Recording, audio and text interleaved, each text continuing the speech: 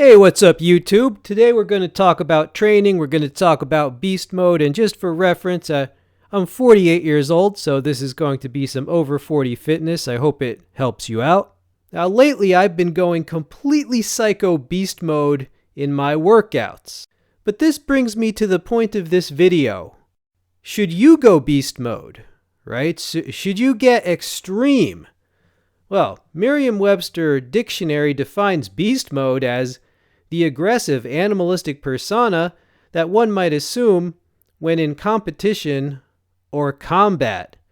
Yes, now according to Urban Dictionary, beast mode, an altered state of mind, a state of heightened physical and mental capacity, commonly associated with personal bests. Okay, so that's what we're discussing today, beast mode. Yes, and that is the beast from the M. Night Shyamalan movies. So should you go beast mode?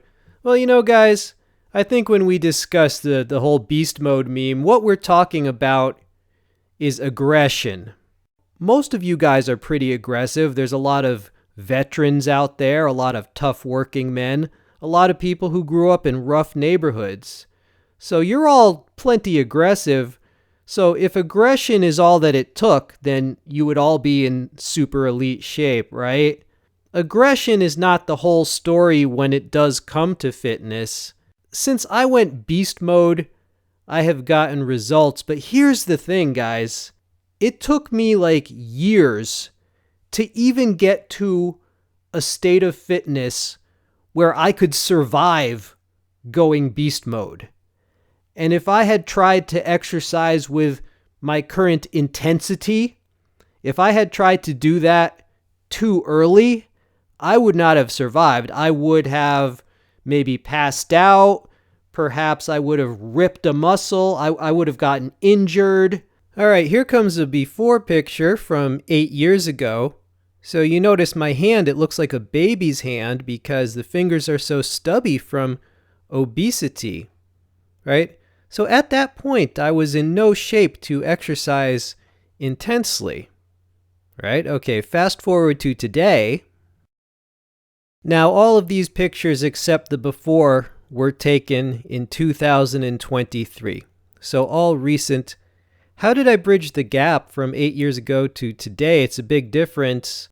Well, it's not as simple as just going crazy. There was a lot of boring work. For example, I had to just take long walks at first because I was too fat to run. If I had run, it would have destroyed my joints. So I just had to take long, boring walks until I lost 50 pounds, right? So you have to build a very strong and deep foundation of fitness. You're not going to survive going beast mode when you're way out of shape. So beast mode should be a long-term goal of yours, but what I'm saying is that one does not simply walk into Mordor, nor does one simply walk into beast mode. Like, your fitness should be like a wrecking ball, you know, it starts slowly and builds momentum, or like a huge locomotive that, again, it starts slowly, but it builds and builds.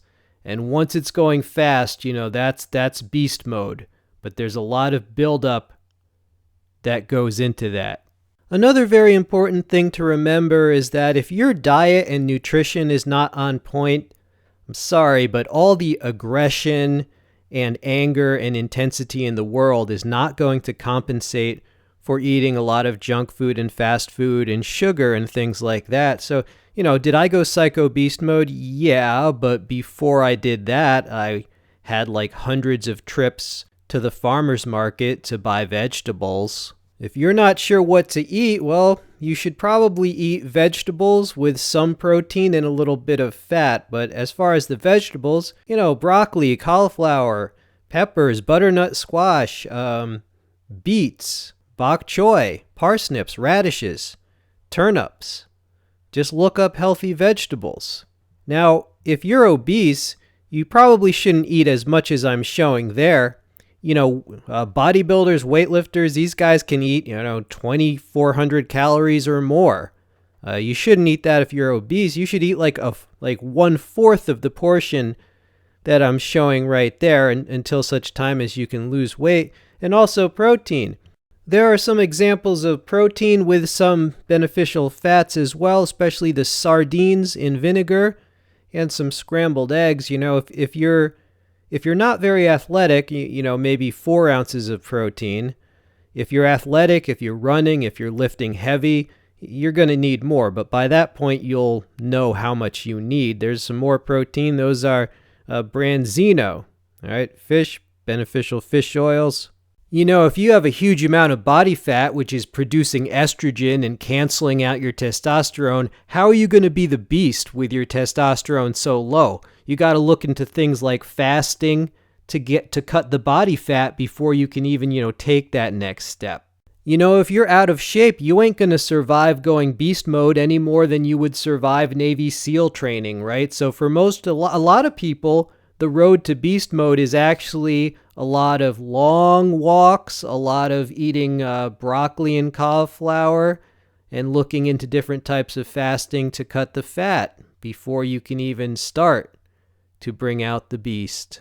All right, I hope this helped some people out and inspired some people. This has been We All Juggle Knives. I'm out.